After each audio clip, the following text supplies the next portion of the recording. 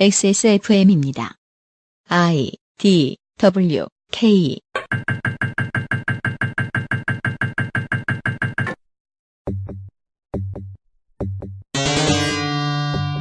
그것은 알기 싫다 특별기획 17국정감사 기록실 산업통상자원 중소벤처기업위원회.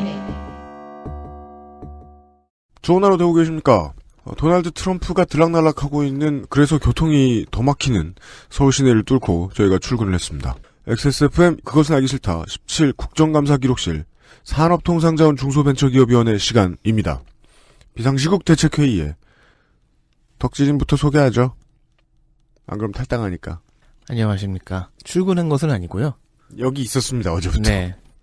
잘 자고 일어났습니다. 집도 멀다고. 2시간 반. 예, 씻는 거는 김상조 독점거래위원장 씻고 온. 홍성갑 덕질 간사가 앉아있고요. 윤세민 위원장도 사무실에 있던 것 같더라고요. 네. 네. 저는 계속 사무실에 있었죠. 네. 오늘은 하고 집에 갑시다. 그러죠. 네. 오버뷰입니다. 오버뷰. 산업통상자원 중소벤처기업위원회는 이름을요, 몇 번 읽죠? 외울 수 있습니다. 그리고 플로우가 있어요. 예. 이게 7자리 전화번호 같아가지고요. 예. 근데 이게 산업통상자원 중소벤처기업. 네. 이렇게 외워. 저희가 검색을 하잖아요. 네. 근데 어떤 언론사는 산통자위라고 하고, 어떤 언론사는 산업이라고 하고, 네. 어떤 언론사는 산통이라고 하고, 네. 어떤 언론사는 또 산자위라고 하고, 네. 이게 다 달라서, 이 위원회는요, 한국의 인프라를 구성하는 데 몫을 하고 있는 거의 모든 기관을 감사합니다. 부와청은 산통자부와 중소벤처기업부, 특허청, 공기업은 대한무역투자진흥공사, 무역보험공사, 가스공사, 석유공사, 광물자원공사, 석탄공사, 지역난방공사, 한전, 전력거래소, 한수원, 그리고 중소기업진흥공단, 소상공인시장진흥공단, 에너지공단, 한국벤처투자, 지식재산연구원과 지식재산보호원, 특허전략개발원, 중기중앙회 등 59개 기관이 피감 대상입니다. 위원회 구성입니다. 정수 30명에 현원이 30명이고 민주당 12명, 한국당 11명, 국당 5명, 바른정당과 민중당 1명이 현재 구성원입니다만 여러분이 들으시는 시간에는 바뀌었을 수도 있습니다. 이 사람은 마음이 오락가락한다 그러더라고요. 위원장은 국민의당 광주 동남갑의 장병환. 여당입니다. 간사는 서울 중성동갑 홍익표, 위원은 경기 화성병 권칠승, 경남 김해을 김경수, 경기 성남 분당갑 김병관, 부산 남을 박재호, 경기 파주을 박정, 강원 원주을 송기현, 충남 당진 어기구, 서울 노원을 우원식, 인천 계양갑 유동수, 서울 금천 이훈, 대구 북을 홍일학, 자유한국당 간사는 울산 남갑의 이채익, 위원은 대구 달서갑의 곽대훈, 비례대표 김규환, 강원 원주갑 김기선, 원주의원 2명 여기 다 있네요. 부산 북강서을 김도읍, 부산 남갑 김정훈, 경남 창원 마산 회원 윤한홍, 경북 김천 이철우, 충북 청주상당 정우택, 인천 부평갑 정유섭, 비례대표 최연혜, 국민의당의 간사는 전남 나주 화순 손금주, 위원은 비례대표 김수민, 경기 수원갑 이찬열, 전북 익산을 조배숙, 바른정당의 위원은 전북 전주을 정운천, 민중당 위원은 울산동 김종훈입니다. 광고 듣고 시작하죠. 끊임없는 재구매의 물결 라 파스티체리아, 의원실도 즐겨 찾는 컴스테이션, 일랑일랑 모이스처 테라피, 빅그린 바디케어에서 도와주고 있는 그것은 알기 싫다 특별기획 2017 국정감사 기록실. 잠시 후 산업통상자원위원회의 기록을 가지고 돌아오겠습니다. 왜냐면 지금 대본에 국방위원회라고 써있... 깜짝 놀랐네! 어제 걸 우라카이 해가지고요. 네, 죄송합니다. 제가 종종 저지르는 실수입니다. 한순간 호흡이 끊겼다. 산업통상자원 중소벤처기업위원회 시간입니다. 그래도 저처럼 아예 다른 걸 적어놓는 것보단 낫잖아요. 10가지 이슈를 확인하시겠습니다. 첫 번째 얘기부터 흥미롭습니다.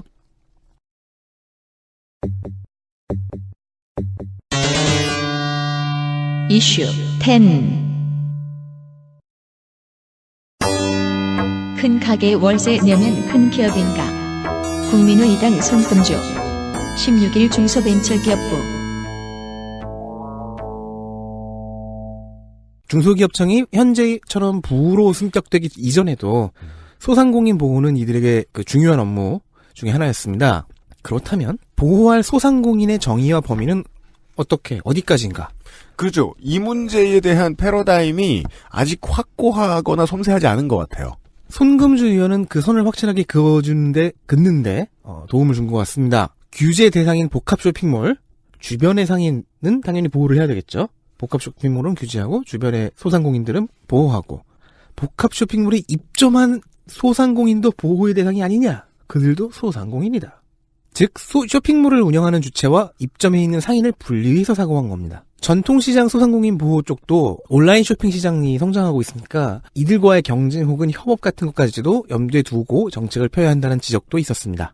이런 지적들은 한국당 의원들이 같은 목적에서 최저임금 인상과 근로시간 단축으로 인한 소상공인 피해 문제에 집중한 것과는 좀 달랐습니다. 물론 그 지적들도 괜찮은 분석들이었겠지만 손금주 의원의 이 지적은 신선한 시각에서의 접근이었습니다. 한국당 의원들 머릿속엔 지금 이것밖에 없다는 거죠? 그렇죠. 소상공인을 보호하고 싶은 게 아니죠. 최저임금을 올리고 싶지 않은 거지. 네. 예. 내가 실드를 쳐주면은 걷어채다니. 그렇게 얘기를 해야죠. 큰 복합 쇼핑몰에 들어와 있는 네. 조스 떡볶이다. 그러면 그건 보호의 대상이 아닙니다. 프랜차이즈니까. 프랜차이즈는 보호의 대상이 아닌가요? 네. 프랜차이즈 소상공인은 보호의 대상이 아니죠. 프랜차이즈를 규제하는 문제가 소상공인을 보호하는 문제니까. 거기에서 구제되어야 할 문제는 이제 그거는 젠트리피케이션의 문제라든가 집주인들이 월세를 얼마나 올리느냐 그런 문제인 거고 실제로 이제 산통자위가 걱정해야 되는 부분의 포인트는 전통시장의 상인들을 케어하는 것처럼 복합 쇼핑몰에 들어와 있는데 그냥 자기 자격으로 들어와 있는 가게들이 있죠. 그런 업체들도 마찬가지 아니냐. 그 업체들 월세 올랐을 때는 중기중앙이나 이런 데서 도와주는 것 같지 않은데? 뭐 이런 문제. 그 포인트는 생각해본 적이 없어서 덕질간사 만대로 신선하긴 했습니다. 두산타워다. 동대문에 아주 커다란 복합 쇼핑몰들 있잖아요. 네. 그 안에 들어와 있는 사람들. 얼마 전에 왜 아르바이트생 유니폼을 보면서 가난을 은폐하고 있다는 지적들이 있었잖아요. 그런 큰 복합 쇼핑몰 같은 거 보면은 가게가 망해 나가서 바뀌는 걸 인지하지 못하잖아요. 그렇죠. 맞아요. 예. 아주 깔끔하게 쳐놓고 공사를 빨리 하죠. 그러니까요. 예. 그러니까 우리 동네에 지나가다가 가게 바뀌면 여기 가게 나갔네라고 생각이 되는데 복합 쇼핑몰은 그런 실패도 인지하지 못해요. 맞습니다. 큰 가게에 월세 낸다고 큰 기업은 아닌 겁니다. 다이소는 공룡이 맞는데 알파문고는 소상인인가? 더불어민주당 홍의락, 국민의당 이찬열, 16일 중소벤처기업부. 그래서 큰 가게 이야기입니다. 이찬열 의원실은 한국문구공업협동조합 등의 3개의 문구업 단체와 전국 459개 문구점을 대상으로 다이소 영업점 확장과 문구업 운영 실태 조사를 했습니다. 네. 이거 큰 기획입니다. 그리고 그 결과 90%가 넘는 문구점이 다이소 때문에 매출이 줄었다고 답변했습니다. 그런데 다이소의 반론이 흥미롭습니다. 3개의 문구업 단체 중 하나인 한국문구공업협동조합의 이사장은 알파문고 주 알파의 그 이동재 회장이고 또 하나인 전국문구인연합회 대표는 알파의 전철웅 부사장이라며 조사의 객관성에 의문을 제기한 겁니다. 또 다른 큰 기업. 이 알파가 되게 큰 문방구 체인이잖아요. 문방구는 되게 늙은 단어다. 뭔가 문방사우를 파는 것 같잖아요. 문구점. 다이소가 이 시장을 야금야금 이제 허리춤을 긁어먹기 전에 우리는 이미 시내에 나가면 거대 체인 문구점 빼고는 문구점들이 다 사라진 모습을 한참 전에 확인했어요. 그렇죠. 언젠가부터 알파문고와 모닝글로리 외에는 없었던. 사실 문구점 수요가 초등학생들, 학생들만 있는 건 아니거든요. 오피스, 사무실에도 문구점에서 사야 될 물품 엄청 많아요. 맞아요. 근데 사무실촌에는 네. 자립한 문구점 거의 없어요. 그쵸. 네. 그래서 이게 시간차 공격이라는 걸 느낀 다이소가 반박을 한 게 그거죠. 어차피 문구공업협동조합 쪽에 말을 들어준다고 해도 소상공인 말 들어주는 거 아니다. 네. 예. 어차피 우리 둘이 다 먹는 거다. 그리고 이제 서로 얼마나 이 소상공인과 협조를 많이 하는가 보도자료로 배틀을 했죠. 아이고. 이동재 회장은 16일에 국정감사장에 나왔습니다. 그리고 다이소의 부정적인 영향력을 발언하다가 더불어민주당 홍일학 의원이 알파의 프랜차이즈 사업이 문방구를 감소시킨 것 아니냐고 질의를 했어요. 범인은 너희 아니야. 그러니까 프랜차이즈업은 문구 시장을 확대하는 역할을 했다고 답변했습니다. 이 말이나 하지 말지. 응? 그냥 죄송하다구나 하지. 그래서 이게 무슨 피꺼소십니까? 홍일학 의원이 응? 했어요. 이거는 내가 다 집어먹고 살쪄서 결국에는 부피가 커졌다 이건가요? 아, 더 정확히는 이거죠. 인류는 알파가 프랜차이즈를 늘리기 전까지 문구를 쓰지 않았다. 이 소리를 하잔 그렇게 이렇게 이해해주지 않는 이상. 우리가 사업을 시작하기 전에는 연필 하나 사려고 심리를 걸어갔다네. 그렇죠. 예. 매번 컨테이너 들어올 때마다 다음 배는 언제 와요? 이렇게 물어보고 부산항에서, 예, 먹포항에서. 그 안에 연필을 사기가 어려웠다. 그 컨테이너 안에 벼를 가득 들어있고. 그런 소리 하는 거 아니에요, 지금. 그죠. 중기부는 이런 류의 꼼수들을 이제 간파하고, 이게 제재하고, 이런 일이 제일 중요할 것 같은데, 이게 부로 올라선 지 얼마 안 돼서, 그 되게, 사람들은, 일상을 살고 있는 사람들은 다 알고 있는데, 네. 이 부서는 잘 파악하지 못한 얘기들이 되게 많이 나온 것 같습니다. 국감장에서 그런 질이 많이 나왔잖아요. 부로 올라왔는데 예산도 안 늘었고 사람도 안 준다. 간판만 바뀌었다. 네. 그리고 네. 장관은 안 오고 있다. 계속 어리버리합니다. 기밀 정보 유출, 솜사탕 처벌. 국민의 이단 2채널. 23일 한국전력기술.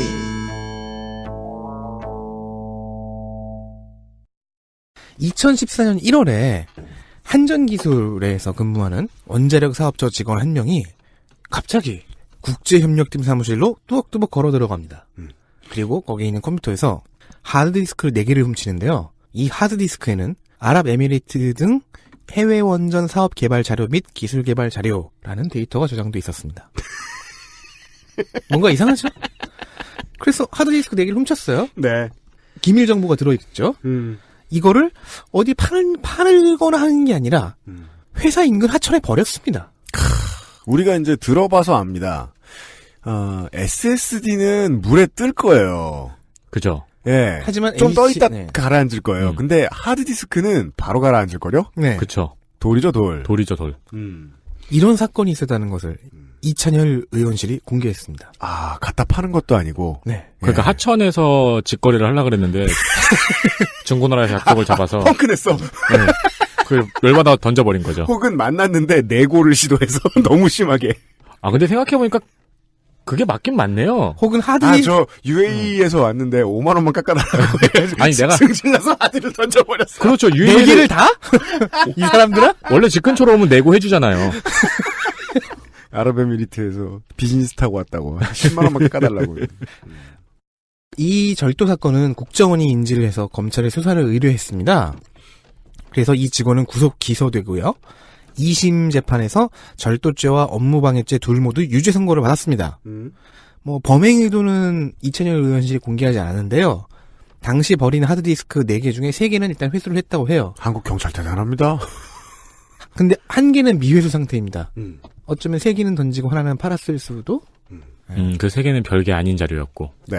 그럴 그 다음이 더 충격적이네요. 자, 그러면 이제 이 직원은 지금 뭐 하고 있느냐? 감사부서에서 해임을 요구했고요. 아직 한전기술에 다니고 있습니다.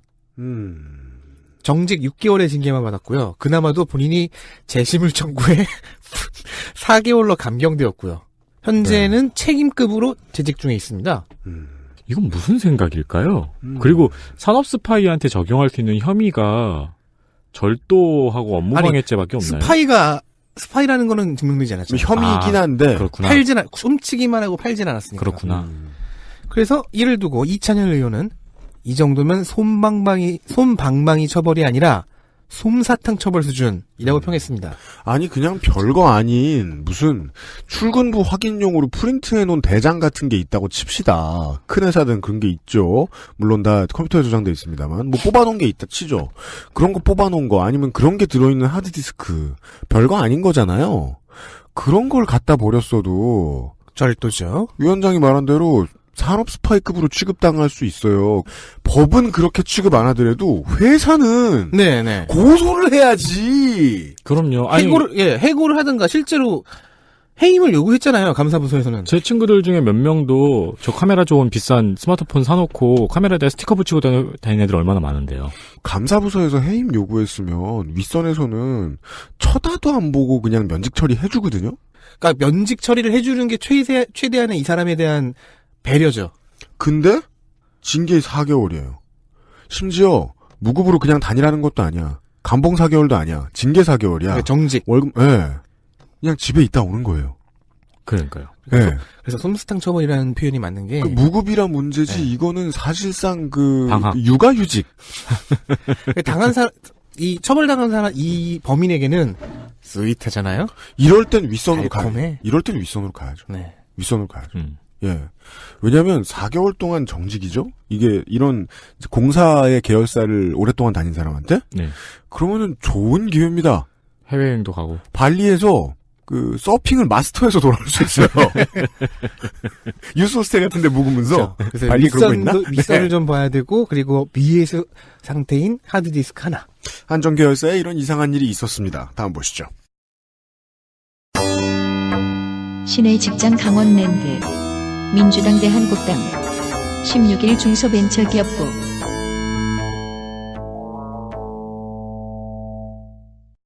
최근 믿기 어려운 채용 비리가 있었습니다. 왜냐하면 그러니까 아니 건건이 채용 비리 믿을 수 있어요. 근데 너무 많아서 그러니까 이건 채용 비리가 아니고 다 채용 비리라서 채용 방침에 가까워서 혹은 그 채용할 사람을 셔틀버스로 실어 날라서. 차떼기 채용 차떼기. 그렇죠. 그러니까 앞문은 50cm고 뒷문은 문이 없는 거죠. 큰 정원에. 그러면 뒷문에다 간판을 달아야죠. 엄청난 강원랜드의 백도어 플레이. 이건 정쟁이 아니라는 판단을 알려드립니다. 원래 그 정쟁거리는 좀 주제에서 제외를 했는데요. 네. 강원랜드에 2012년부터 1년 동안 뽑힌 신입사원의 95%가 외부 청탁에 의한 채용이었던 보도가 있었습니다. 대체 나머지 한 명은 얼마나 뛰어난 기술을 가진 사람들일까요? 20명 중에 한 명은 백이 없어. 대단한 사람들이 들어갔을 거예요. 518명 중에서 493명이 외부 청탁에 의한 채용이었던 보도였습니다. 그렇죠. 이걸 더불어민주당 이은 의원이 공개했던 내용이었습니다. 네. 한겨레와 같이 연속 보도를 했죠. 그렇죠. 당시 그 내부 직원의 증언을 들으면요. 하나, 둘, 다섯, 여섯 받다가 나중에 너무 많아서 그냥 엑셀로 관리했다는 증언이 있었죠. 당연합니다. 200명이 넘어가는데. 그리고 이 엑셀 파일이 통째로 검찰에 넘어간 거고요. 그렇죠. 근데 이를 검찰에 수사를 의뢰하자 전 사장과 인사팀장 단 2명만 업무방해죄 혐의로 수사를 받았습니다. 여기에 추가로 금품이 오간 의혹과 그리고 무엇보다도 자유한국당 권성동, 염동열, 한성교, 김한표, 김기선 등 5명의 현역 의원과 2명의 당시 의원들도 청탁에 의심된다는 이은 의원실과 한겨레의 보도가 있었습니다. 네. 물론 의원들은 모두 부정했습니다. 그런데 문제는 이 리스트에는 김기선 의원과 이은 의원은 같은 산자위 소속이거든요. 네, 아까 저희가 읽어드렸습니다. 네, 같이 국감을 했죠. 네. 그렇기 때문에 16일 국감에서 김기선 의원은 청탁 사실이 없다고 일단 발언을 해야죠. 네. 한 뒤 이은 의원이 불법적인 방법으로 자료를 획득해서 언론에 내보냈다면 책임을 묻겠다고 했습니다. 이거는 뭐 오래된 라임이네요. 내가 적혀있는 그 자료 어디서 났냐. 네. 그죠. 당연히 다른 자유한국당 의원들은 어시스트를 했습니다. 근데 이 와중에 또 이채익 의원은요. 사실 청탁과 민원의 경계선이 거의 모호하다. 라면서 그래서 민원이 청탁인 겁니다. 네. 우리 각 지역에서 손을 얹고 생각해봐라. 자, 또. 어디에 손을 얹고? 그러니까 되게 희한한 사람들이에요. 어딘가를 지압만 하면 거짓말을 못해. 그러니까 어딜까요? 뭐, 키스 오브 드래곤이야? 아니 그 무협에서 마혈이라고 해서 이렇게 짚으면은 움직일 수 없거나 뭐 기절하는 그런 혈이 있다고 설정을 하는데 네. 어디에 손을 대야지 몸이 안 움직이는 게 아니라 솔직하게 얘기하는 기적이 일어날까요? 그 관약금 밑에. 아, 회음혈. 잡으면, 거기 아찔하네요. 안 돼요. 여성의 경우에는, 못해. 여성의 경우에는 굉장히 큰 성희롱이 됩니다. 남성은 아닌 줄 알아, 인마. 이상한 놈이네. 아, 그렇네? 남용론자네, 무슨 말을 이거? 하고 있었니, 나? 네. 민원이 오면 확인하고 물어보고 문의하는 게 정치 간행 아니었냐. 아, 그러니까 이건 그냥 근데- 일반 프로세스를 얘기한 거 아닌가요? 그러니까 그거는 민원이 의원실에 들어와야 확인하고 물어보고 문의하는 거지. 의원이 문의했잖아, 지금 강원랜드에. 그러니까 나한테 청탁 민원이 왔으니까 이걸 강원랜드에 문의했다 이거죠. 아, 근데 이건 문의한 게 아니잖아요. 그러니까 의원 아들이 청탁 대상이 돼서 강원랜드에 입사한 경우는 없어요. 그쵸? 지인들이 의원한테 청탁을 한 거죠. 뭐 그런 고백 비슷한 물타기를 했습니다. 가슴에 손을 얹었어. 네. 얹었기 때문에. 이은 의원실은 검찰의 자료를 강원랜드가 복사해 갔다길래 강원랜드의 요청에서 받았기 때문에 법적으로 문제가 없다고 발언했습니다. 그렇습니다. 강원랜드에서 준 사람이 있다는 겁니다. 강원랜드에서 검찰에 간 거를 강원랜드에서 다시 받아온 거예요. 또 뺏겼다가. 그죠. 그러니까 518명 중에 493명이 외부 청탁에 의한 채용이었다고 현재까지 확인돼 있잖아요. 네. 그러면 이제 25명 중에 한 명이 정보를 유출했을 가능성이 높죠. 그 25명은 아마도 UMC의 아까 전 추측에 따르면 슈퍼딜러 혹은 경호경비의 마스터, 그렇죠. 사무의 달인 이런 네. 사람들이겠군요. 네. 그러고는 인사에 불이익을 받았을 수도 있거든. 당연하죠. 그렇죠. 예. 우리 방송을 듣고 있을 수도 있어요. 월등한 실력으로 들어갔는데. 그럼요. 그죠? 네. 그래서 그럼 강원랜드의 이제 그 함승희 사장 같은 사람한테 이제 충고하고 싶은 건 이거죠. 기왕 그렇게 할 거 공채를 아예 하지 말았어야지. 25명은 왜 받았어? 아니죠. 공채는 해야죠. 아니, 그 왜 받았냐면요. 이 청탁에 들어와가지고 청탁 리스트에 있었는데 지원 자체를 안 한 사람 안에서 빠진 사람들이 많이 결혼. 있어요.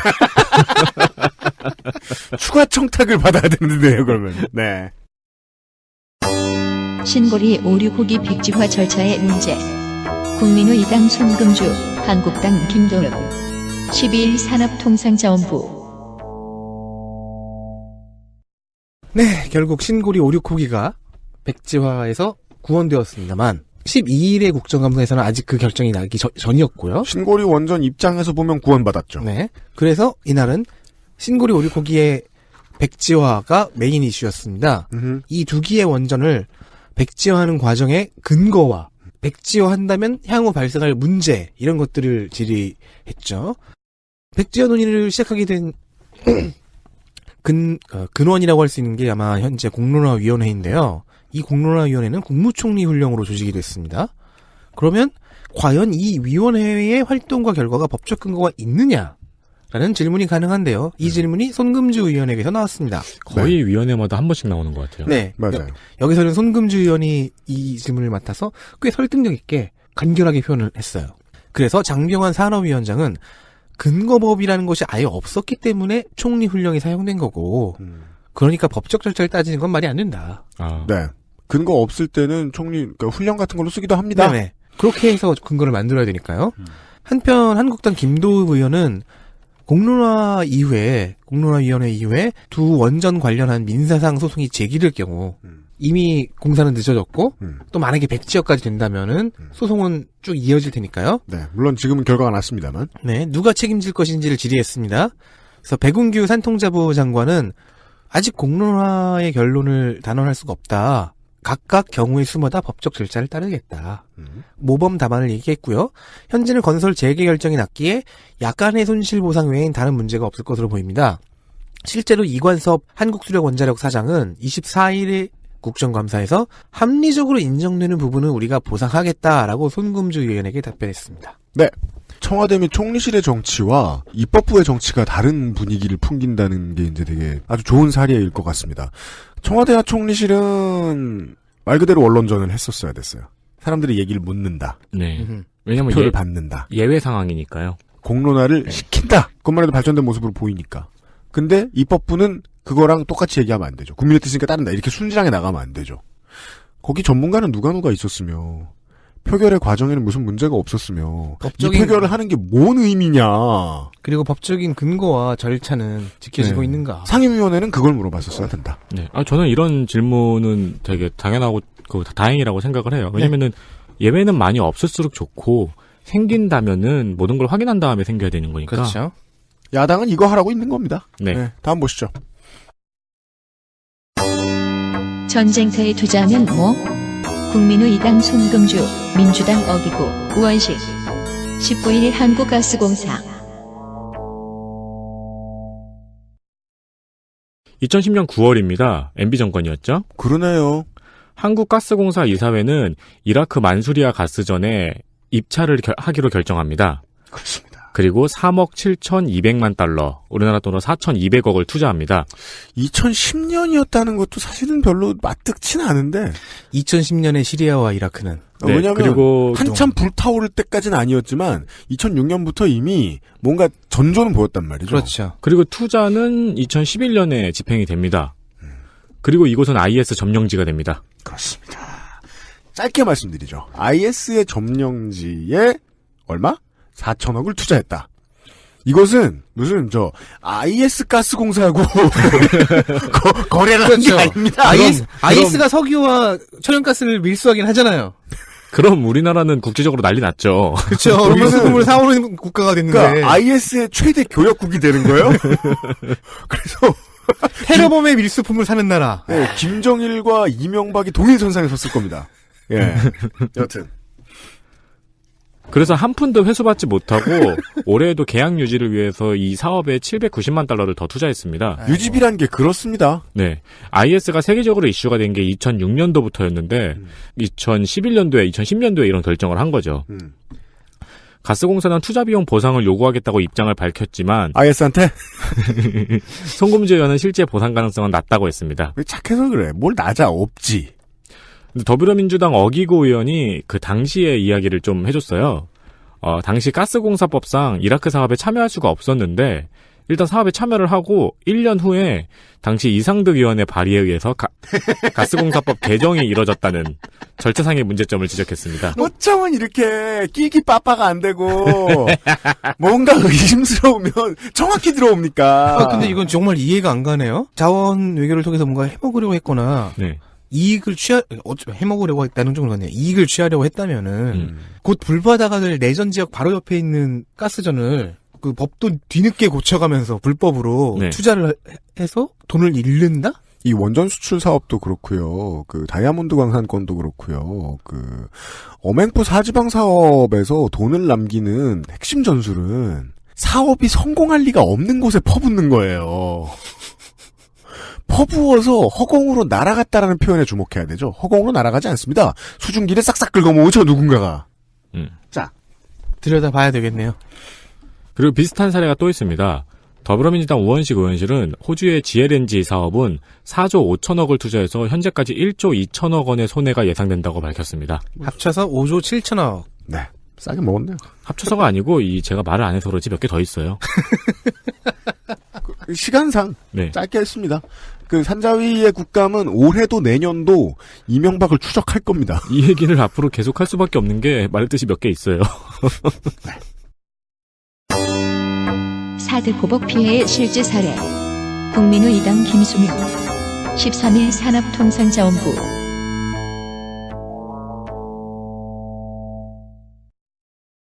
김수민 의원실이 중국의 사드 보복으로 인한 실제 피해 사례를 구체적인 수치로 공개했습니다. 롯데마트가 김수민 의원실에 제출한 자료에 따르면요. 중국의 경제 보복으로 인해 8월까지의 매출이, 즉 금년 8월까지, 1월부터 8월까지 매출이 지난해 같은 기간에 비해 7,500억 원, 퍼센티지로는 64.7%가 감소했습니다. 영업 손실은 2,500억 원을 기록했는데요. 이 역시 그 같은 기간 대비 1,200억 원이 늘어났습니다. 현재 중국 내 롯데마트 점포가 99개 중에서 87개가 문을 닫은 상태인데요. 이 중 77개가 영업정지, 10개는 임시 휴업 중입니다. 중국의 경제보복에 대해서 산통자부가 무슨 딱히 답이 있을 리가 없죠. 네. 외교부가 답을 내야 되는 문제고. 그죠. 그리고 지금 답은 나왔는데 야당 의원은 이거 말고는 할 말이 없으니까 그냥 말한 거고. 그렇죠. 왜냐면은 그 국감 기간 동안에 그 대통령이 넘어가서 갑자기 중국과의 관계를 이렇게 긍정적으로 틀 거라고 예상하고 싶지 않거든요, 의원실은. 지금까지 롯데마트에 자료 받느라 고생한 게 얼만데. 네. 이 얘기만 봐서는 알 수 없는 몇 가지가 있다는 거죠. 네. 롯데마트는 이게 장기화될 거라는 예상에 의해서 사업을 철수한 것이 아니라 실제 철수 이유는 모르겠는데 아무튼 철수 단계다. 지금. 아니 근데 지표를 보면 철수할 수밖에 없는 지표네요. 네. 거의 60~70%가 날아갔으니까. 그러니까 뭐 이게 다 사실일 거라고는 안 보고요, 저는. 완전히 팩추얼한 넘버일 거라고는 보지 않고요. 그래서 지금 상황은 그렇게 봐야 되는 거죠. 한국 장사가 중국이 안 되려면 아직 되게 오랜 시간이 남아있는데 롯데마트가 자리를 비우고 티오가 난 거다. 그쵸. 정도 수준입니다.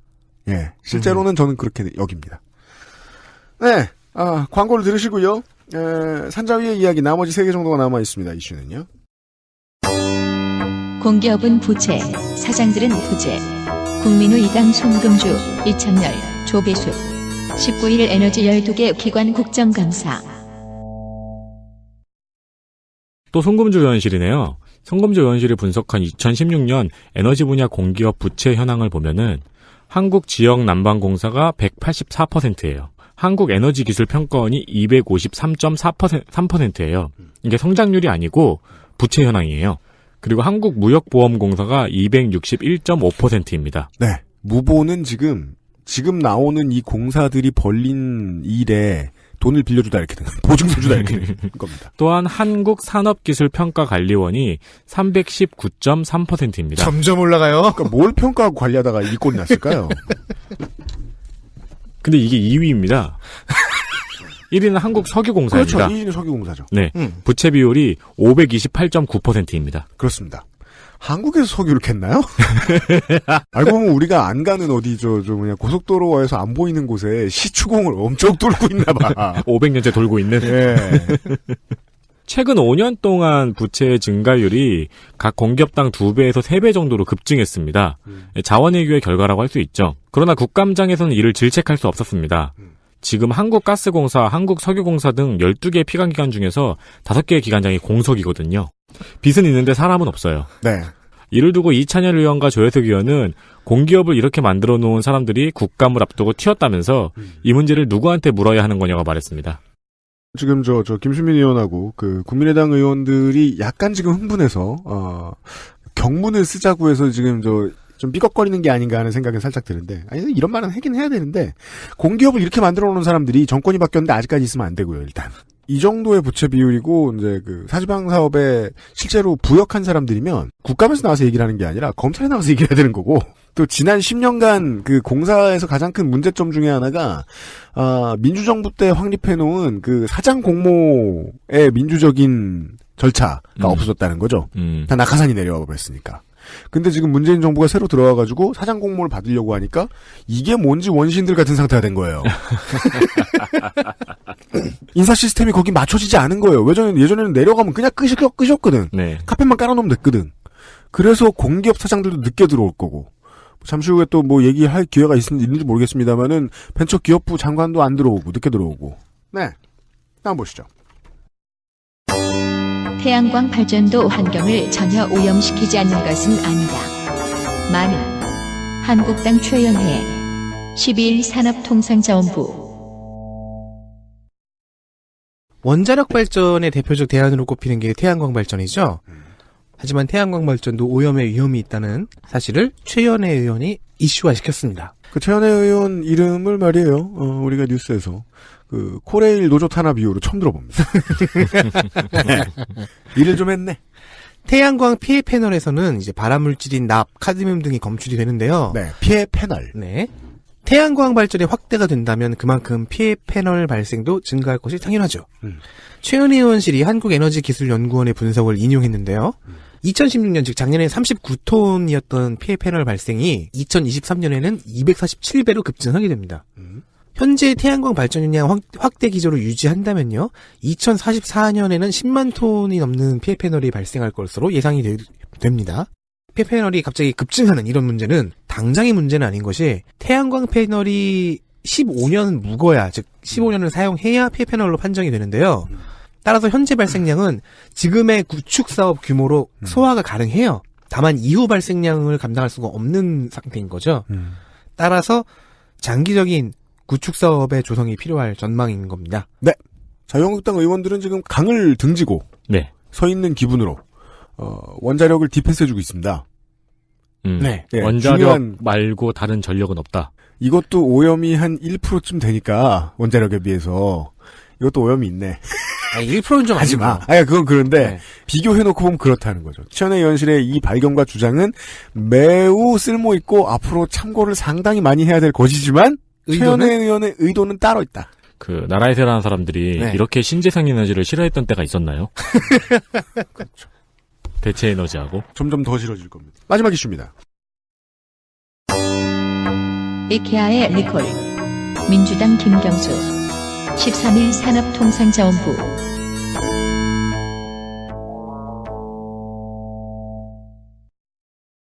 더불어민주당 김경수 의원실에서는 이케아 말름 서랍의 리콜 회수율이 저조하다는 문제를 지적했습니다. 네. 이케아 말름 서랍장은 쉽게 앞으로 넘어가는 문제가 있어서 북미에서 6명의 어린아이가 사망하는 사건이 있었고 41건의 안전사고가 있어서 우리나라에서도 9월에 리콜 명령이 내려졌습니다. 네. 그 아이들 같은 경우는 서랍 열고 계단처럼 밟고 올라가기도 하고 또 서랍 위에 TV 같은 거를 올려놓은 경우에 그러니까 이 서랍장이 굉장히 쉽게 넘어간대요. 네, 맞습니다. 그러나 리콜 회수율이 11%밖에 안 된다며 리콜 평균 회수율인 41%와 비교하면 매우 낮다고 지적했습니다. 네. 그리고 그 리콜 회수율이 낮은 원인으로 여러 상품을 함께 구매한 경우 리콜 절차의 복잡함, 그리고 선물 받은 경우 구매 빙증, 증빙. 구매 증빙. 아주 특이한 데서 치고 들어온다. 장인어른을 편집당하기 높여 싫은 거야? 이끄는 말이 빙장이죠. 그건 뭐 장인 인증이란 뜻이에요? 구매 증빙, 환불 처리 기간 등 절차의 복잡함과 리콜 의무의 불성실에도 받는 처벌이 미약하기 때문이라는 분석을 했습니다. 그렇습니다. 말름 서랍장을 구입하신 분 리콜 받으십시오. 그 말른 브랜치에 나와 있는 상품들은 이제 중하에서 중급 정도의 제품입니다. 이케아 제품군들 중에서는. 맞습니다. 검색해보시면 다 낯이 익은 제품일 겁니다. 예, 이게 무슨 뜻이냐면은 이케아는 이제 그 젊은이들에게 알려져 있는 대로 한번 쓰고 버리는 수준의 가구가 아닌 좋은 것들도 많아요. 그건 비싸요.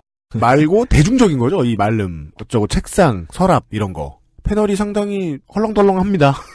이렇게 단면을 보면은 칩으로 이루어져 있는 그런 건데, 그렇게 튼튼하진 않아요. 근데 문제는, 튼튼하지 않아도 애들은 올라설 수도 있는데, 애들이 올라서는 것도 문제가 없을 수도 있거든요? 다만, 이 중저가 가구들은, 사실 이케아도 그렇고 다 그런데, 중심을 못 잡죠. 중심축이, 무게축이 없어요. 맞아요. 예. 그것까지 보고 설계 안 한 거죠. 그게 돈이 들어가는 기술이니까. 그랬으면 리콜을 해야 되는데 이거는 산자위에서 사실 매년 나오는 문제 중에 하나인데 외국 회사들이 리콜을 안 무서워한다. 네. 특히나 한국 들어오면. 한국에서는 처벌이 약하니까. 한국 정부가 뭘 우습게 하고 있는 거죠. 그 얘기는 이케아 아니고 어디다 대도 얘기할 수 있는 부분일 겁니다. 여기까지 특히나 민생 얘기를 쉽게 많이 할 수 있는 산자위 이야기였습니다. 주목할 만한 시점과 피폭을 알려주시죠.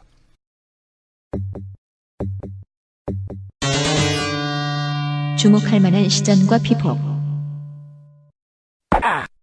인간은 패배하도록 창조되지 않았다. 국민우 2당 이찬열 19일 강원랜드. 이게 무슨 소리입니까? 제목만 들어서는. 주목할 만한 시정과 피폭, 인간입니다. 아, 인간이 피폭당한 건가요? 네. 인간에 대한 이야기입니다. 국민의당 이찬열 의원은 강원랜드 카지노에 인간은 패배하도록 창조되지 않았다라는 문구가 걸려있다고 말했습니다. 아, 뭔가 중이병스러운데 멋있어요. 근데 그게 강원랜드에 걸려있으면 이길 때까지 걸란 소리잖아요. 그렇죠. 왜 강원랜드 하이원 리조트의 밑에 이렇게 내려가 보면 한참 쭉 내려가야 됩니다. 되게 높아가지고. 그럼 이제 읍내가 나온단 말이에요. 거기 읍내에는 스키 관련된 샵들 아니면 전당포밖에 없어요. 아, 스키를 맡겨라. 다른 비싼 거 많이 맡겨요. 네. 네. 무슨 정성군 전당포 협회에서 건 거 같은 그런 코멘트예요. 계속 걸어라. 이건 좀 그렇잖아. 그러니까 패배한 사람이 모여있는 곳에. 패배할 사람들이 모여있는 곳에.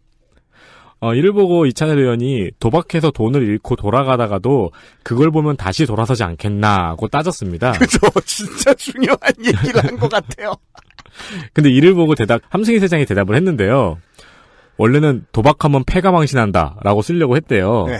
근데 이거가 너무 살벌해서 문학적으로 표현하다 보니 이렇게 표현이 됐다고. 뭔 소리야? 의미가 정반대잖아. 그러니까 문학은 정말 오묘해요. 담배는 몸에 해롭습니다를 다시 쓰라고 했더니 인간은 절대 죽지 않는다.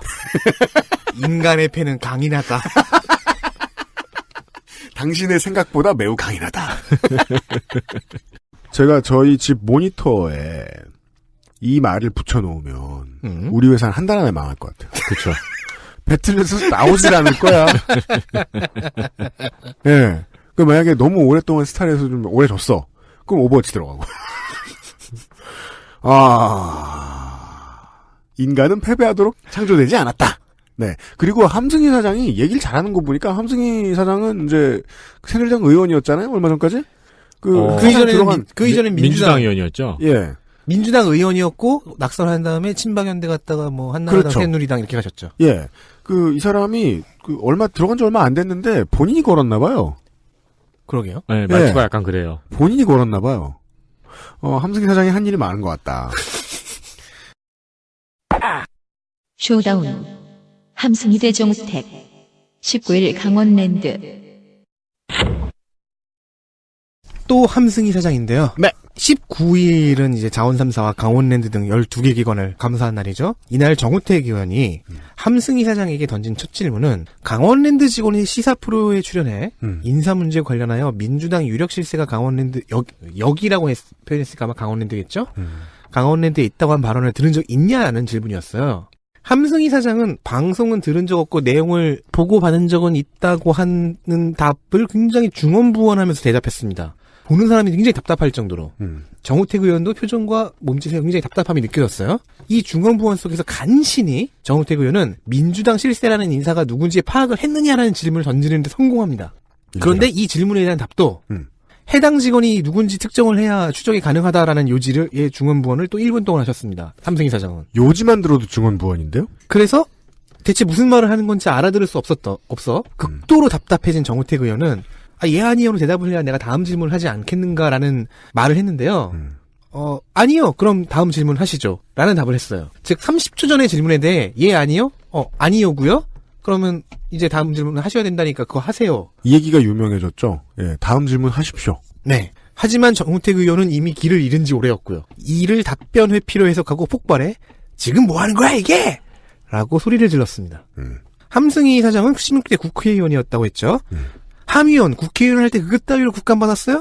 그게 무슨 태도야! 이런 콤보가 부사됩니다. 움츠러 들어있던 함승희 사장은 그게 무슨 태도야 문장을 듣는 순간 어깨가 굳었습니다. 지금 나한테 반말합니까? 정우택 의원의 반응은 내가 왜 반말을 못해?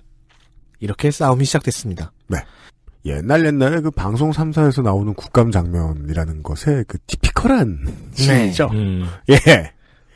나는 혼내기 위해 왔고 너는 혼남을 당하기 위해. 네. 여기 온 것이다. 예, 의원 아저씨가 막 욕하고 승질내고, 예, 대답 똑바로 하야 막 뭐라 그러고 그런 장면인데 함승희 사장이 되게 생각이 많을 것 같긴 해요. 지금 아까 제가 사주방 관련돼서 얘기할 때 그 가스공사, 석유공사 이런 사장들 얘기할 때 말씀드렸습니다만은 이 사람도 다음번에 대답할 일이 생기면 그건 검찰 가서일 것 같거든요.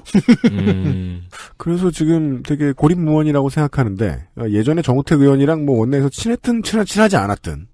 지금은 그냥 보기 싫은 것 같더라고요. 저도 관련 동영상을 보니까. 지금 골치가 아프잖아요. 직원들은 계속 데리고 가야 되는 건지 내보내야 되는 건지. 왜냐하면 그 직원들을 무슨 징계를 하면 혹은 채용 취소를 하면 일할 사람이 없습니다. 비어요 강원랜드가. 그러니까 그 징계의 보복을 받을 것이 문제가 아니라 당장 일을 못하죠. 왜 운영이 안 되죠. 그 인류가 사라진 지구의 5일 뒤 이런 거 이렇게 보면은 5일 뒤부터 건물이 무너져요 막 보수 관리 안 된다고. 강원랜드 무너지고. 네, 함승희 사장은 앞으로도 뉴스에서 많이 보시게 될 것이다. 우선 산자위에서 맛을 보셨습니다.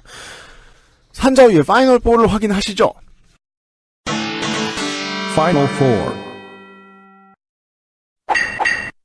저는 먼저 더불어민주당의 홍익표 의원을 골라봤습니다. 네. 눈에 띄는 활약은 그렇게 많지 않았는데 자원 외교 분야, 자원 분야에서는 굉장한 강자였습니다. 한국가스공사 직원들이 금품수소 향응으로 유죄 판결 받은 거 추적 조사도 하셨고요. 약간 인다이렉트한 바깥에서 살짝 찔러 들어가는 잽 같은 것도 좀 날리셨고요. 네. 민주당의 서울 중성동 갑의 홍익표 의원이고요. 저는 국민의당 이찬열 의원실입니다. 공기업에 대해서 날카로운 지적을 많이 했는데요. 네. 보통 정치인이 두 가지 종류가 있다고 할 수 있죠. 하나는 학자형, 또 하나는 연예인형. 학자 출신인데도 연예인 같은 정치인들도 있죠. 그렇죠. 네. 이찬열 의원실 같은 경우에는 학자형처럼 자료 분석을 철저히 한 다음에 그걸 연예인형처럼 효과적으로 발휘했습니다. 아, 훌륭하죠, 그러면. 네. 경기 수원갑의 이찬열 의원이고요.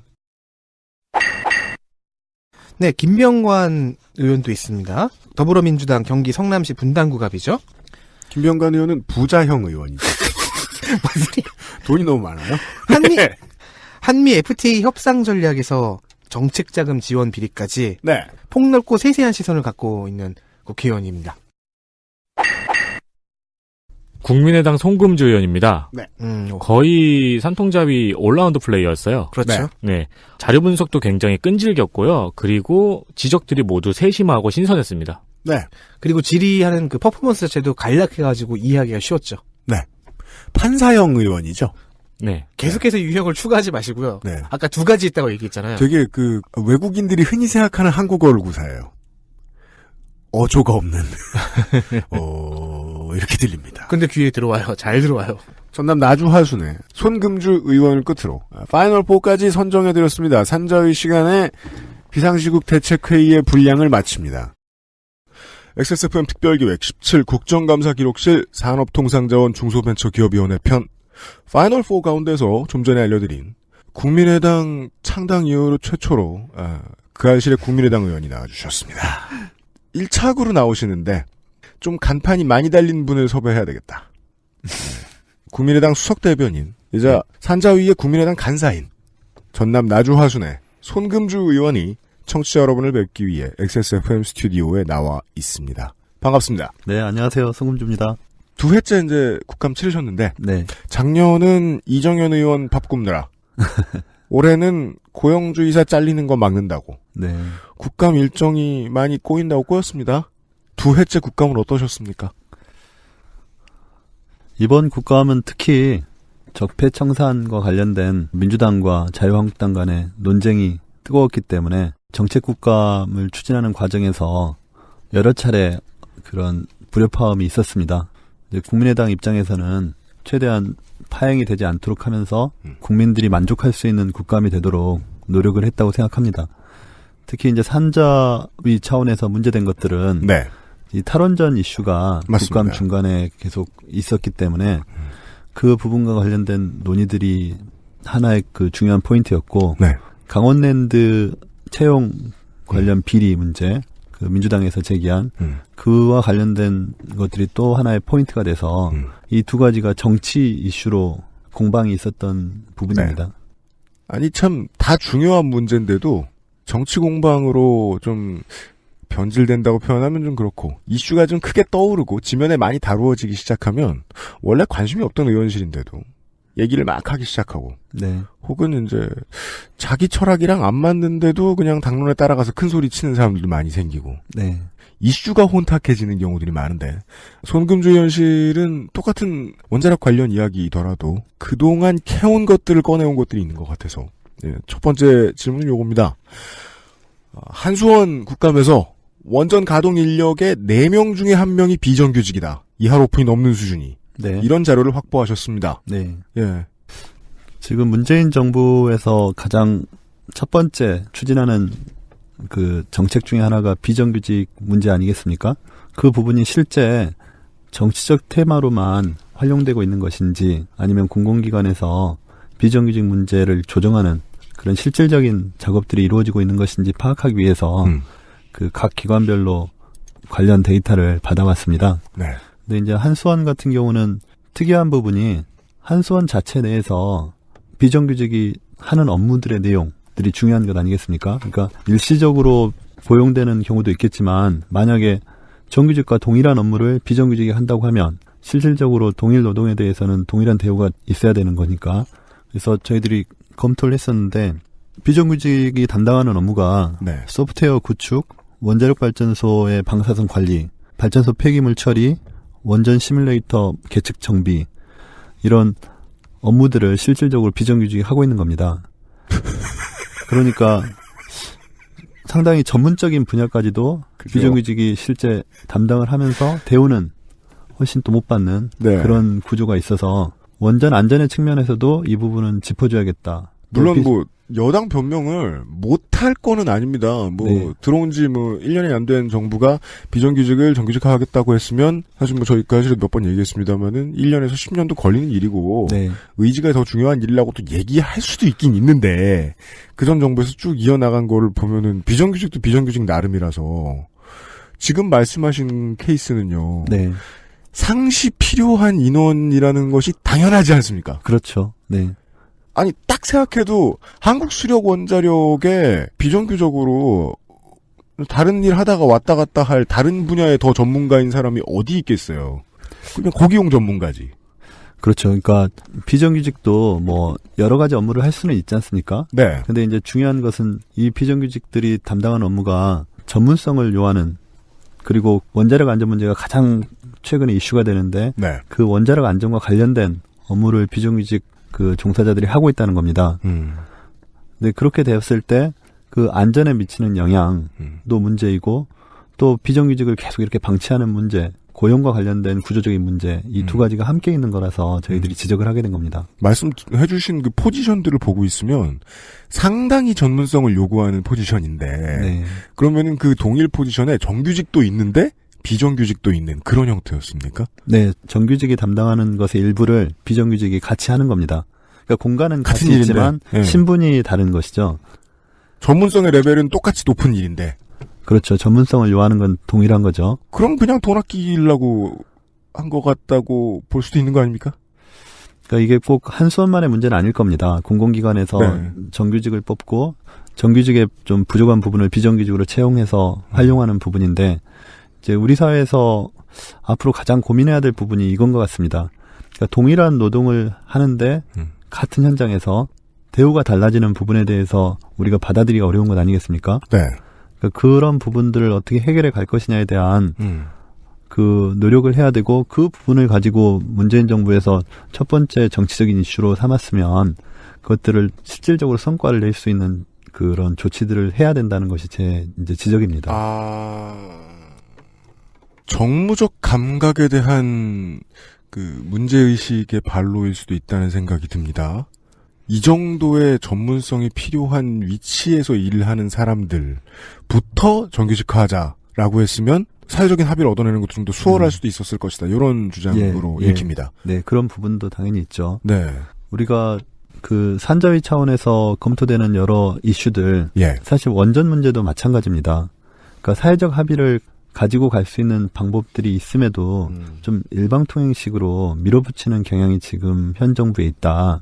그것이 이 비정규직 문제에 있어서도 지금 처음에 대통령께서 인천공항 공사에 가서 비정규직을 정규직화하도록 하는 어떤 메시지를 국민들한테 던지지 않았습니까? 근데 그 메시지 이후에 사실 공항공사에서는 사실상 비정규직을 정규직으로 전환하는 과정에서 굉장한 불협화음이 나고 있는 셈이거든요. 네.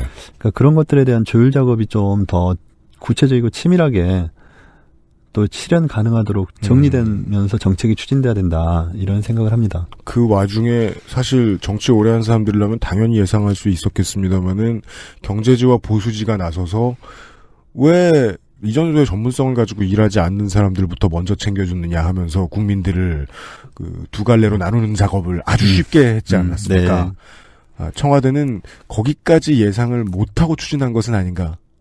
네, 마음이 급하기 때문에. 마음이 급했다. 네. 한번 이벤트를 내고자 했다는 건 알겠는데. 네, 빨리빨리 추진을 하고 싶은 마음도 있고, 그런 여러 가지가 복합적으로 작용한 것 아닌가 싶습니다. 한수원 가서 IT 전문가들 세워놓고, 같이 앉혀놓고 사진을 찍었으면 더 섹시한 그림이 안 나왔을 거라는 계산을 청와대는 했을 수도 있으니까. 그거는 제가 뭐라고 할 수는 없는데, 어쨌든. 너무 곱게 말씀드리니까 제가 계속 선동하는 겁니다. 아, 그렇군요. 네. 근데 이제 이 한수원 문제는 사실 굉장히 오래된 문제이긴 합니다. 네. 한수원의 고용과 관련된 문제가 사내 하청이나 파견, 이런 부분들과 비정규직 문제가 같이 얽혀 있거든요. 저희가 가장 포인트로 보고 있는 부분은 비정규직 문제와 원전 안전이 같이 있는 그렇죠. 이 사안에 대해서 네, 지적을 한 겁니다. 예, 알겠습니다. 중소기업 벤처부와 관련된 자꾸 틀리네요. 이 부서는 이름이 매번 바뀌어가지고요. 중소벤처기업부에 대한 좀 더 중요한 얘기는 잠시 후에 하고, 일단 이것도 송금주 의원실 오리지널 케이스니까요. 좀 보죠. 최근 5년간 527개 중소기업이 기술 유출로 인해 받은 피해액이 대략 9,191억이라는 자료를 공개하셨습니다. 거의 1조급이네요. 네. 이제 제가 이제 국회에 들어오기 전에 이제 판사, 변호사 생활을 하면서 몇 차례 이제 중소기업들과 대기업 간의 기술과 관련된 분쟁을 다뤄봤습니다. 로펌에서 이제 네. 수주 받은 적 있는 프로젝트들이 좀 있었다. 이제 그런 것들을 보고 있으면 중소기업들 같은 경우에 기술 탈취 또는 이제 본인들의 기술이 좀 유출되는 그런 상황이 접해졌을 때 사실 중소기업 입장에서는 가장 중요한 자산이 기술입니다. 그럼요. 근데 그 기술이 유출되는 과정에 있을 때 초기 대응이나 자료 확보가 제대로 안 된 상태로, 그러니까 법률적인 조언을 제대로 받지 못한 상태로 초기 대응을 제대로 안 되는 거죠. 나중에는 제대로 입증이 안 되는 겁니다. 중소기업들이 기술 유출을 주장하는 경우가 많이 있지만 실제로 검찰에서 또는 법원에서 구제를 받는 경우는 드뭅니다. 현실에서 이렇게 피해가 발생하고 있지만 그 피해가 우리나라의 그런 법적 제도적 수단을 통해서 보호되는 확률이 높지 않다는 것이죠. 그런 문제의식에서 저희들이 접근을 했는데 네. 실제로 자료들을 보니까 이제 중소벤처기업부에서 중소기업 기술보호 상담센터라는 것을 운영하고 있습니다. 네. 근데 이 센터를 통해서 접수되는 건들이 한 해에 4천여 건 정도. 1년에만 4천 건. 예. 우리 기술 뺏겼다고 말하는. 예, 중소기업들이 이제 자기 기술이 유출됐다. 네. 유출의 형태는 굉장히 다양합니다. 사실 그 사람을 빼가기도 하고, USB나 이메일을 통해서 자료가 나가기도 하고. 사람이란 아마 개발의 핵심. 그렇죠. 네. 자기가 이제 그 중소기업에서 사실 파트너십을 가지고 이제 고용을 해서 기술을 가지고 이제 어느 정도 상업화가 될 수 있는 지경에 이르면 이제 경쟁 업체나 또는 더 큰 규모의 중견기업 또는 대기업들이 이 스카웃을 해 가는 거죠. 그런 경우도 있고 다양한 형태로 기술 유출이 이루어지고 있는데 네. 그런 상담 건수가 한 해 4천여 건이지만 실제 법적 구제를 받는 경우는 드물다는 겁니다. 그 원인이 뭐냐? 그 원인을 살펴보면 결국은 초기 대응을 제대로 못하고 있다. 중소기업들이. 그리고 로펌에서 이제 보셨으니까 네네. 그 경험이 이제 그냥 그 사람들 눈빛을 냈을 때 감상 이 조그만 회사 사장님이 지금 울 것 같은데 얘기를 한 몇십 분 들어보니까 이런 거 대처하려고 두는 인력이 있는 회사 같지 않다. 네. 가장 딱 한 포인트가 그거일 대부분 거 아닙니까? 법무에 관한 작은 회사 그런 게 대처 어딨어요? 능력이 없죠. 사실 법무팀 자체가 없는 회사들이 대부분이고 또 법무팀이 있더라도 법률 전문가라기보다는 이제 일반 사원인데 법무팀에 이제 배정을 해서 법무 관련 업무를 총무하고 같이 다루는 그런 정도 수준이어서 그럼 기술 탈취에 대해서 대응할 수 있는 노하우를 그 전에 갖고 있는 사람을 돈 주고 채용하면 그 중소기업이 아니죠. 그러니까요. 예. 네, 그래서 형식상 중소기업 기술보호 상담센터라는 것을 과거에 이제 중기청이 지금은 중소벤처기업부가 이제 두고서 관리를 하고 있는데 제가 들여다보니까 이 상담센터의 운영 인력이 2명이고 상담 인력이 3명밖에 안 되는 겁니다. 그럼 그 조그만 규모의 조직 가지고 어떻게 자세한 법률 상담을 할 수 있고 카운셀링이야 하겠지만 그 이후의 법적 프로세스에 대해서 적극적으로 지원할 수가 없는 것 아니겠습니까? 1인당 상담 대상 숫자로 말할 것 같으면은 사회복지사의 몇 배가 되는 수준인데요. 사회복지사도 그렇죠. 사지가 찢어질 정도로 일이 많은데. 그게 좀 안타까운 부분이 있어서 네. 인력과 예산 충원을 강력하게 요청하기 위해서 이 부분 지적을 한 겁니다. 중소벤처기업부 쪽에다. 중소벤처기업부에 이게 부가 됐다면 이 부가 해야 될 핵심 업무 중 하나가 될 것 같은데. 네, 그렇습니다. 근데 일단 부에서의 답변은 뭐랍니까? 돈 없다? 이제 일단 국감 현장에서는 이런 문제의 지적을 받게 되면 이제 보완해 가겠다. 더 확충하도록 노력하겠다. 이렇게 답변을 합니다. 그리고 이제 국감에서 지적한 부분에 대해서 저희한테 이행 결과를 보고하도록 돼 있는데 저희가 이제 계속 중기부 쪽에다 계속 끊임없이 요구를 해서 실제 관철을 시키는 게 중요한 것 아니겠습니까? 네. 그래서 실제 관철을 시키려고 합니다. 위원회가 계속 밀어붙이지 않으면 거의 지금 지적하신 포인트에 맞춰 생각하면 이 지금 중소기업 벤처부는 백지 상태에 놓여 있는 것 같은데 처음부터 막 만들어가야 되는 수준인 것 같은데. 이제 중소벤처기업부라는 조직이 사실은 중소기업, 벤처, 소상공인들을 지원하기 위한 조직입니다. 네. 그러니까 관리 감독하는 규제기관이 아니고 진흥하고 지원해주는 조직이니까 그 지원 업무를 제대로 하는 것이 중요하지 않습니까? 예. 그런 측면에서 이제 저희가 그 중소벤처기업부에 요구를 하는 것이고 부분과 관련해서는 한 번 문제 제기한 걸로는 잘 안 이루어지기 때문에 잔소리를 되게 오래 해야 될 것 같아요. 그죠. 그래서 이제 예산을 짜는 과정에서도 이 부분 예산이 더 들어갈 수 있도록 이제 저희가 관리하려고 합니다. 예결 시즌에 이 부분에 힘을 좀 주실 계획이시군요. 네. 예, 그렇습니다. 그런 후속 조치가 가능하겠군요. 네. 당장 저희 건물 안에도 방수만큼 많은 중소기업이 있거든요. 네, 그러네요. 예. 그 다음은 가스공사 얘기입니다.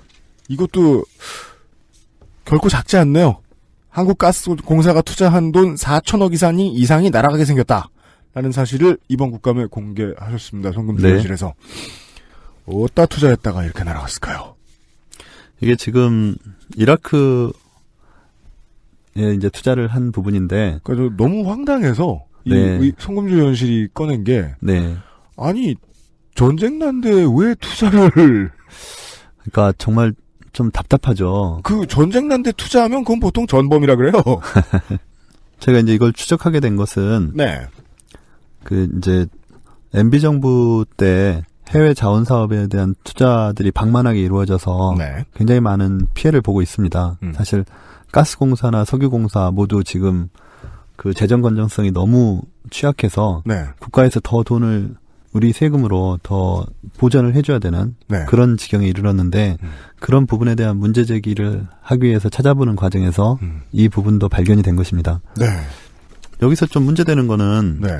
지금 2010년에 투자를 결정하는데 이미 IS의 문제는 IS가 세계적으로 문제되기 시작한 건 2006년입니다. 그렇습니다. 그러면 2010년에 투자를 할 때 이 부분에 대한 적어도 분석이 있었어야 된다는 겁니다. 리스크 네. 검토를 하고서 그래도 투자 가치가 있다 이런 평가를 해서 투자가 이루어졌다면 그거는 뭐 그 당시에 이제 경영적인 판단 아니겠습니까? 근데 경영적인 판단이 리스크를 보아하니 전쟁인데 괜찮음 이랬다는 거 아닙니까? 아니 근데 그 더 큰 문제는 네. 투자 결정을 하기 전에 국가 상황 등에 대한 고려가 없었다는 겁니다. 그러니까요. 그러니까 그게 더 문제죠. 그러니까 코트라에다가 동향 분석을 요청한 자료도 없고 네. 그 당시 이사회에 제출된 의견서를 살펴보니까 이 이라크 지역의 위험성에 대해서 전혀 언급이 없는 겁니다. 적어도 리스크 검토라도 했으면 그나마 또 인정할 수 있는데 네. 리스크 검토조차 전혀 안 했다는 것이 네. 이 건에서는 더 큰 문제 아니겠습니까? 해외 자원개발 투자라고 하는 것이 그 코트라와 대화가 없었다. 공식적인 대화가 피드백 서로 네. 상호간에 이거 여기 괜찮아? 답해줘. 그러니까요. 하는 자국이 안 남고 네. 들어갔다는 것도 이상한데 그곳이 전쟁 난 곳, ISIL이 점령한 곳이라는 건 투자를 하려고 마음먹은 대체 누군지는 모르겠지만 네. 그 혹은 그녀가 누군 어떤 사람들이 거기에 그냥 돈을 넣고 싶은데 그 의도가 강했던 게 아니고 그때는 그가 더 맞는 것 같습니다. 알겠습니다. 네. 아니 2010년이니까. 네. 아니 저도 누군지는 잘 모르겠습니다만 어쨌든 그런 것들이 좀 비정상적인 의사결정이 이루어졌다. 네. 그리고 이것이 단순히 이 건뿐만 아니라 네. 그 당시 그 해외에 대한 막대한 양의 투자가 이루어지는 과정에서 그 이런 검토들이 충분히 없는 상태에서 이루어지다 보니까 결국 모든 것이 손실로 끝나고 네. 지금 사실 아직까지도 우리 국민들이 세금으로 그것들을 보존해야 된다는 것이 참 안타까운 겁니다. 이 의원실에서는 요거까지 밝혀내 줬습니다. 계약 유지를 하기 위해서 올해도 90억 가까이 돈을 썼다. 네. 예. 장비 유지를 위해서 90억 원 가까이가 매년 들어가는 겁니다. 그러니까 이러지도 저러지도 못하는 상황이죠. 4천억 원을 넣었기 때문에 그거를 그냥 아예 포기할 수도 없는 것이고 그 유지하기 위해서 90억 원을 계속 드리는 것이고 네. 저희 입장에서는 이걸 어떻게든 책임은 책임대로 묻더라도 네. 우리가 조금이라도 손실을 최소화하고 네. 국민 부담을 줄이는 방안을 마련하기 위해서 가스공사에 요구도 하고 네. 또 적극적으로 문제 제기도 하고 있습니다. 알겠습니다. 이게 국감에 지금 의원님들이 위원회별로 나오셔가지고 상당히 황당한 자료들을 황당하지만 사실인 조사 결과들을 알려주셨는데 저희 방송에서 그중에 가장 황당합니다. IS가 점령해서 누구도 들어갈 수 없는 지역에 예, 들어가면 목이 날아갈 지역에 4천억을 누군가가 가스공사가 투자한다고 했고 그 돈은 날아간 것 같고 우리가 이제 시사 방송을 많이 들으시는 청취자 여러분들이 알고 계신 단 한 사람만 할 수 있는 돈 세탁 방법 그것이 아니길 바랍니다만 네 알겠습니다. 끝으로 제일 중요한 얘기입니다. 그건 뭐 정치적인 얘기죠. 중소기업 벤처부 장관이 없습니다. 현재 국감 특별판이지만 국감에서 가장 많은 일을 해야 되는 카운터 파트너가 장관이다 보니까 장관이 혼이 직접 나야 네. 공기를 맞으면서 직접 나야 가서 고치죠. 그 장관이 없죠 지금. 네, 그렇습니다. 홍종학 장관 후보자 얘기를 안 할 수가 없습니다. 의원께서 송금주 의원께서 국감 도중에 후보자가 인사청문회까지 올 수 있을지 걱정이다라는 말씀을 하셨는데요. 지난 정권의 사례를 보면 인사청문회도 못 가고 떨어지는 경우는 네. 자질 부족을 만방에 너무 크게 알린 이미 예 네. 그런 케이스들이었거든요. 네. 그 말씀의 의도도 뭐 비슷한 겁니까? 예, 그러니까 그 당시 홍종학 후보자와 관련해서 나오는 여러 이슈들이 사실 국민 법감정상으로는 국민의 눈높이상으로는 받아들이기 어려운 것입니다. 적당한 표현 같습니다. 네. 국민 법감정 네. 안 맞는다. 예. 이 문제를 가지고 정부나 여당 쪽에서는 불법이 아닌데 뭐가 문제냐 네. 이런 식으로 접근을 하지 않습니까? 또 기자들한테 당신들은 쓴 대로 사느냐 이런 발언을 했다는 겁니다. 그렇죠. 청와대 쪽에서. 근데 도저히 용납할 수가 없는 거죠, 사실. 그러니까 불법인지 여부가 중요한 것이 아니고 결국 이 사람이 중소벤처기업부 장관으로서 적임자이냐 도덕적인 기준 또 자질, 능력 이런 것이 있는지가 더 중요한 겁니다. 불법이었다고 하면 이미 지명 자체가 안 돼야 되는 거죠. 네. 그러니까 청문까지 올라올 수사를 정도가 받아야 되면 되는 거고. 그러니까요. 예. 근데 그 문제를 자꾸 불법이 아니니까 편법까지는 인정을 해줘야 되는 것 아니냐.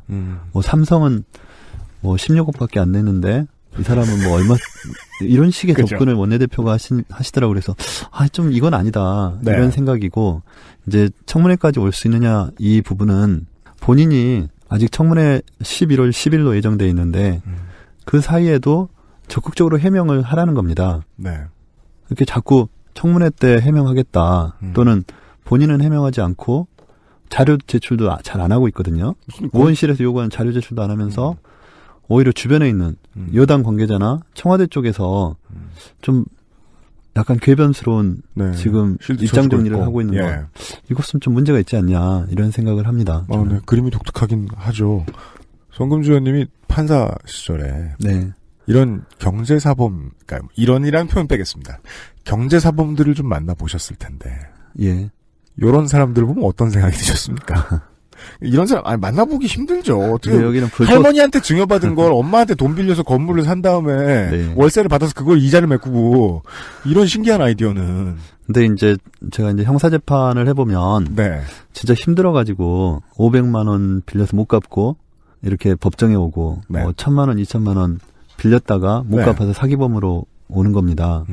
근데 그런 사람들에 대해서 재판을 하면서도 빌려준 사람 입장에서는 또 다 서로 힘든 사람들 아닙니까? 그러니까 빌려준 사람들 입장을 생각하면 2,000만 원, 1,000만 원 빌려서 못 갚은 사람에 대해서도 어떤 법적인 제재를 해야 되는 그런 것이지 않습니까? 그건 마음 아픈 경우겠죠. 예. 판사 근데 입장에서도. 지금 이거는 그와 반대되는 거죠. 사실 엄청난 네. 이건 재산 증식이잖아요, 그냥. 기득권층이고 우리 사회에서 교수라는 타이틀을 가지고 살아가시는 분이지 않습니까? 국회의원도 하시고 그런 분한테 우리 국민들이 요구하는 기준이 그 기준이 잘못됐다고 지금 여당이나 청와대에서 얘기하는 거나 마찬가지거든요. 저는 그래서는 안 된다고 생각합니다. 그러니까 이게 지금 여당에서 현재 이게 불법이 아니다 위주로 이제 방어를 해주고 있다는 건 네. 다시 말하면 뭐 옛날에 새누리당이나 한나라당처럼 맨 위에서 해 그러면 이렇게 일사불란하게 하는 의원님들은 아니니까 그렇다고 믿으면 여당이나 청와대에서 그 홍 후보자를 장관 후보로 꺼내놓기 전부터도 홍 후보자가 이런 식으로 재산 증식하던 사람이라는 걸 알고 있었다는 뜻으로 받아들일 수밖에 없는 거 아닙니까? 그렇죠. 이미 저희한테 정부 측에서 보낸 청문 관련 자료에 네. 다 나와 있는 내용들이기 때문에 그리고 청와대 측에서도 이 부분은 인지하고 있었다는 것을 부정하지 않지 않습니까? 알고도 올린 네, 거다. 알고도 올린 거니까 그 자체가 어찌 보면 더 문제인 거죠. 인사검증 시스템에 있어서 이런 부분들을 용인해 줄 수 있는 것. 자기 쪽 사람들에 대해서는 관대한 기준을 가지고 보고 상대편 쪽에 대해서는 너무 엄격한 기준을 가지고 보게 되면 인사검증 자체가 객관적이지 못할 수 있지 않습니까? 공정하지 못할 수 있고 이제 그런 측면의 문제 제기를 하는 것이고요. 저희는 이 홍종학 후보자가 다른 장관이 아니고 사회적 약자로 그 경쟁 관계에 있어서 약자로 보이는 중소기업, 벤처부니까. 또 벤처, 소상공인들을 대변하는 네. 분으로서 그분들을 위해 역할을 해야 되는 분이기 때문에 국민들의 눈높이도 좀 더 엄격할 수 있는 것입니다. 네. 그런 부분들을 여당이나 청와대에서 좀 진중하게 받아들이고 논의를 하셔야지 불법이 아니니까 괜찮다는 듯이 이렇게 답변을 하시고 메시지를 국민들한테 던지시면 우리가 인사청문까지 할 필요가 있겠느냐 이런 생각이 드는 겁니다. 하셨던 말씀의 의미는 그렇게 찾을 수 있겠군요. 저도 매달 노란우산 공제 붙는 사람으로서 감정이 조금 생기긴 합니다. 이 케이스는. 역시 청와대는 홍 후보자가 가불관계 청산의 적임자다. 뭐 이런 믿음을 가지고 있는 걸로 지금까지는 보여요. 그렇게 볼 수 있습니까? 아직 그 홍종학 후보자에게서 그 가불관계 청산의 적임자라고 볼 만한 데이터는 제가 확인하지 못했습니다. 왜냐면은 본인이 국회의원으로 있을 때 네. 소상공인들을 위한 법안을 발의한 건이 한 건도 없습니다. 아, 예, 그것도 확인하셨군요. 네. 그래서 어디에서 그런 적임자라고 보는 것인지 저희 마음 같아서는 중소벤처기업부가 생기고 빨리 일을 해야 되기 때문에 국민의당 입장에서는 이미 그 추석 무렵에 청와대를 향해 메시지를 던졌습니다. 문재인 대통령이 말씀하신 5대 원칙과 중소기업, 소상공인의 현장 경험을 가지고 있는 분이라면 통과시켜주겠다. 이런 메시지를 던졌는데 지금 이번에 지명된 홍종학 후보자의 경우는 저희가 봤을 때 5대 원칙에도 문제가 되고 현장 경험도 없는 분이다. 그래서 우리가 이걸 어떻게 해야 되느냐. 그 참 힘든 상황입니다. 저희 입장에서는. 아, 네. 청와대 쪽에 혹은 여당 쪽에 하소연하고 있다. 네. 통과시켜주고 싶다. 이거보다 조금만 나아도. 그렇죠. 네. 국감을 그러면 또 차관께서 나오셔서 진행하셨을 텐데. 네. 그 부분도 이제 국감을 진행하는 위원들 사이에서는 되게 답답한 일이었을 겁니다. 차관한테 얘기해 놓으면 차관은 열심히 들을 수 있지만 결과적으로는 마이동풍. 그렇죠. 장관이 들어오면 뭘 언제 그런 말 했다 그래. 그럴 수 있으니까. 네, 맞습니다. 네. 그래서 우리 상임위 의원들 중에도 이걸 국감을 해야 되느냐. 중소벤처기업부에 대해서 장관이 온 다음에 하는 게 낫지 않느냐 이런 얘기를 하신 분도 있었는데 네. 저희가 이제 국회에서 정한 그 국감 기간이라는 것이 있고 그 예. 기간 내에 중소벤처기업부도 마쳐야 하기 때문에 이제 진행을 했습니다. 다만 새로운 장관에 대해서는 뭐 인사청문 과정이 됐든 그 이유가 됐든 별도로 인사청문 과정에서라도 예, 문제 제기를 해야 될 것 같습니다. 이제 중소벤처기업부 자체의 문제에 대해서. 네, 알겠습니다. 문재인 정부가 이제 공약을 내걸 때부터 중소기업 벤처에 워낙에 그 힘을 많이 줬기 때문에 장관 후보자에 대한 얘기도 조금 시간을 가지고 얘기를 좀 해봤습니다. 국감에 대한 얘기 요 정도 하겠고요. 그 송금주 의원님하고는 그 바쁘시니까 시간 자주 못 내시니까 지금 요 질문만 하나 따로 네, 국감 네. 바깥이지만 드리고 가겠습니다. 그 국감 얘기하느라 다른 건 뭐 생각을 하긴 했습니다만은 실제로는 지금 10월 중에 요게 좀 크게 터졌죠. 80년 광주 민주화운동 당시에 시민에 대한 살상 공격이 군 상부가 지시한 사실이라는 걸 송금주 의원이 기무사 미공개 문건을 확인하셨기 때문에 밝혀진 사실이죠. 네, 네, 그렇습니다. 이 부분 계속 추적 중이십니까? 예, 제가 그 80년에 광주에서 초등학교 4학년이었습니다. 아, 네. 그 현장에 있었기 때문에 이제 그때 그 현장을 지켜봤었거든요. 네. 그런 것들이 남아 있고 또 광주 사람들한테 호남 사람들한테 또 우리 대한민국 국민들한테 엄청난 영향을 미친 사건이기 때문에 당시에 10살이셨네요. 10살입니까? 제가 4학년인데. 예, 10살이네요. 맞아요. 네. 네. 맞습니다. 왜 제가 알아요? 예. 네, 그만큼 좀 중요한 것이고 그래서 네. 끝까지 추적을 해서 네. 밝혀내고 싶습니다. 근데 기록을 볼 때 네. 우리 이제 의원실 보좌진들도 그렇고 저도 그렇고 꼼꼼하게 보는 게 중요한 것 같습니다. 방대한 기록들이기 때문에 이렇게 그렇죠. 놓칠 수 있는데 함부로 결론 짓기도 어렵고. 네, 예. 그 지금 밝혀낸 부분들도 그냥 과거에 어떤 그 5.18 특위나 이런 분들도 봤을 수 있는 자료들입니다. 네. 근데 넘어간 것들이죠. 그래서 저희들이 이제 그런 부분들을 꼼꼼히 찾아내고 네.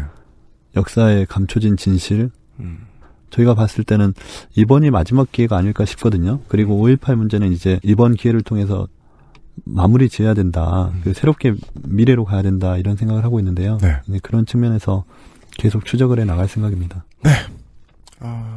신군부의 대량 학살 범죄죠. 이 범죄를 추적하는 일을 손금주 의원이 거의 그냥 제가 그냥 감정적으로 추측하기에는 이거 하려고 국회의원 했다 내가 그런 분위기로 지금 비장하게 접근을 하시는 것 같아서 국감 얘기는 아니지만 꺼내봤습니다. 나중에 다시 한번 모셔가지고 이 문제에 대해서는 한번 시간을 좀 잡고 긴 이야기를 들어볼 수 있었으면 좋겠습니다. 네. 예, 국정감사 기록실 산자위 편에 국민의당의 간사 나주하순의 손금주 의원이 나와주셨습니다. 국감 기간 내내 수고 많으셨습니다. 네, 고맙습니다. 네, 안녕히 가십시오. 네, 감사합니다.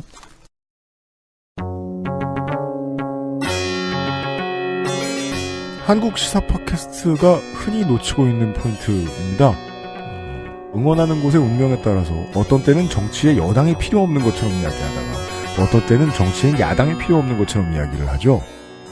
야당이 없는 의회 정치는 다른 나라의 사회에서 그게 어떤 분위기인지 청취자 여러분들도 잘 아시리라 생각합니다. 야당 의원들이 특히나 열심히 해야 되는 때가 국감입니다. 손금주 의원의 이야기를 들으셨고요. 손 의원은 방금 전에 이제 스튜디오 문을 열고 나가자마자 저 재미없었죠? 장수원 씨처럼 말씀을 하셔요. 제가 깜짝 놀랐습니다. 용기를 북돋아드리지 못했습니다. 예, 그건 사람이 한계가 있고 어쩔 수 없다. 이렇게 솔직하게 답변했죠. 광주민주화운동의 실상을 가장 열심히 밝히고 있는 의원실입니다. 나중에 국감이 끝난 뒤에도 한 번 더 초대를 해서 그 얘기를 들어볼까 합니다. 아무튼 오늘은 17 국정감사 기록실 산업통상자원 중소벤처기업위원회 시간이었고요. 오늘은 1시간만 올라왔고요. 내일 이 시간에 다시 찾아뵙도록 하겠습니다.